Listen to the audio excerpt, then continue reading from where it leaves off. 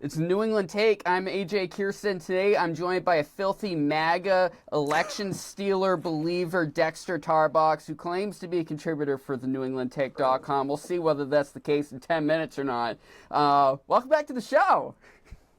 Hey AJ, great to be with you. Introductions aside. So I had Jason Osborne, House Majority Leader, on the show a couple weeks ago. Please be sure to check out that interview. It was a fun conversation on the DeSantis side of the house, and you had some snide commentary on Twitter in opposition to the DeSantis nomination. I mean, it's 2023. You still on the Trump train?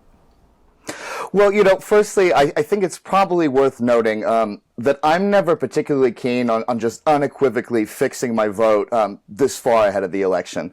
I don't work for Trump, so these opinions are my own, and I do especially prize in primaries debate performance. So it's a little early for me to decide, but I will say, were the election held today, I would in all likelihood vote for Trump. And why would you? Basically, at this point, I voted for Gary Johnson in 2016. I voted for Trump. Oh God. The latest, yeah, I know. I voted for Trump in the last presidential election, obviously. But then I outright spoke out against Trump after the Stop the Steal nonsense came through, because I think the integrity of the elections is getting unfairly attacked, just like it was in 2016, just from the other side of the aisle. And more specifically, the MAGA movement than necessarily the other side of the aisle. It's probably better to be more specific in that way. I mean, why still him? Well, let's think a little bit about what happened during the Trump presidency. And let's remember that prior to the intervention of a global plague, Trump presided over one of the most flourishing economies in over a generation, not only in terms of new records being set more than once on the stock market, but over 7 million new jobs added to the country's economy. Beyond that, we lowered middle-class taxes radically while we doubled the child tax credit. America, under Trump, became a net energy exporter for the first time in 70 years. Meanwhile, we withdrew from unfair international agreements, and at the same time, the Trump administration brokered several historic deals, like the Abraham Accords and the North Korea talks, and they demanded that deadbeat NATO members pay their fair share into the alliance. At home, we decreased illegal border crossings by 87% under Trump. We slashed extraneous federal regulations as a matter of policy. And almost most importantly, I think, in terms of his enduring legacy, we appointed over 230 sane, sober, constitutionally minded judges to the bench, including 3 excellent ones to the Supreme Court. Now, of course, I'll say this, Trump does have his drawbacks. I think everyone will agree. I just want to jump in right there, because basically, Yeah. I'm sold 100% on all those subjects. 100%. That is the whole reason why I voted for him in 2020, is because of that. Because the actual payoff instead of seeing this barely warm body in a basement running against him. But basically, the issue is, that policy is great. I am all for solid policy with all that. The issue is politics. And when it comes to politics, he's toxic. He hurts local elections. And that's the reason why Jason Osborne jumped in so early, which I did critique him on, because I thought it was bananas he decided to jump in that early into the with his endorsement. But it's really problematic from a political perspective.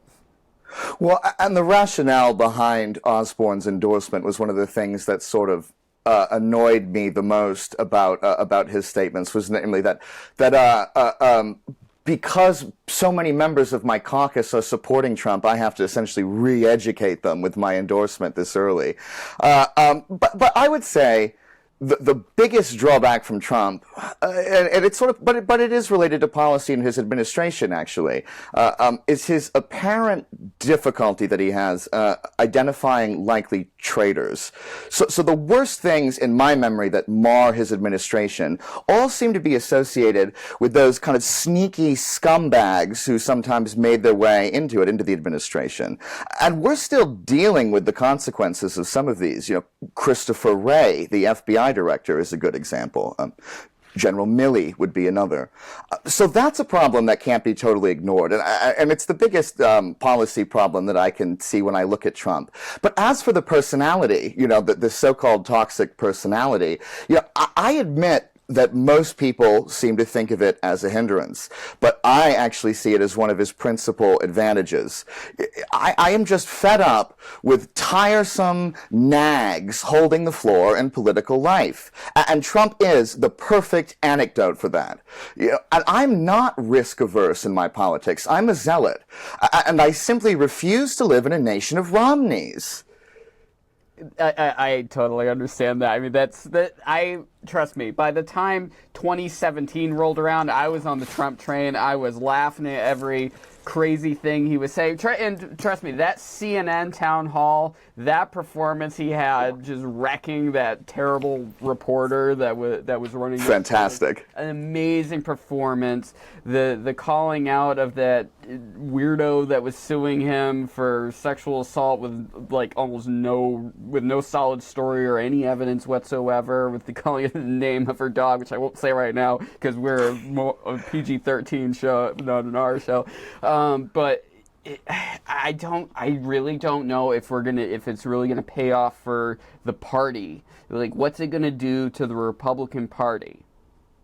Well, listen, this election is going to come down, in all likelihood, to a handful of states. It's going to be Pennsylvania, Wisconsin, Nevada, probably Georgia, and maybe one or two others that are going to be determining this. So I don't think that Trump is politically impossible in terms of achieving the presidency again. And as I say, I prefer the riskier course in terms of the personality, because when you look at someone who announced just the other day, Mike Pence, for example, we have just this milquetoast conservative, just absolutely boring. Even his horrid logo looks like something from like a grocery store or like an early 2000s laptop manufacturer. I mean, when we look at that type, the Romneys, the Pences of the world, the Christies, I'm not at all concerned that Trump's over-the-top personality won't be a benefit for him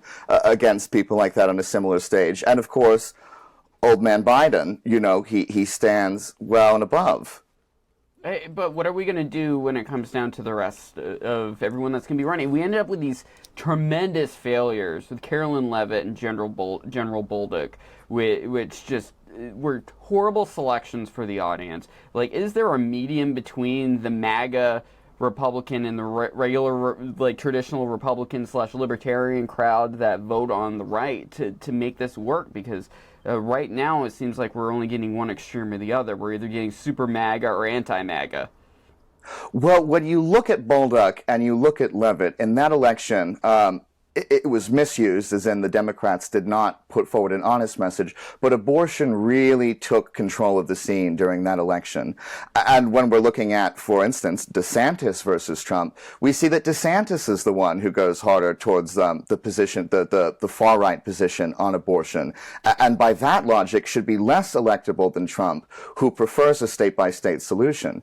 So if we're expecting an honest media to look at the two candidates on that question, one would certainly conclude that Trump is the more electable.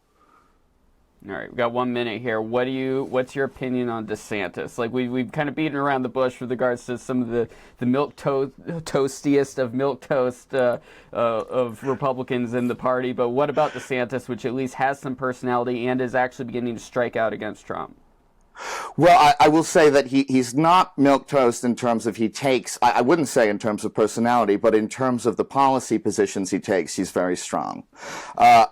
I think his personality is one of the things that might harm him the most, in fact. He is rather stiff and robotic and not a retail politician by any means. And I think that will be difficult for him. Also, I was watching Dick Morris the other day talking about watching DeSantis sort of elaborate his platform and his achievements. And I totally agree with what he said, which was, great, Ron DeSantis for governor.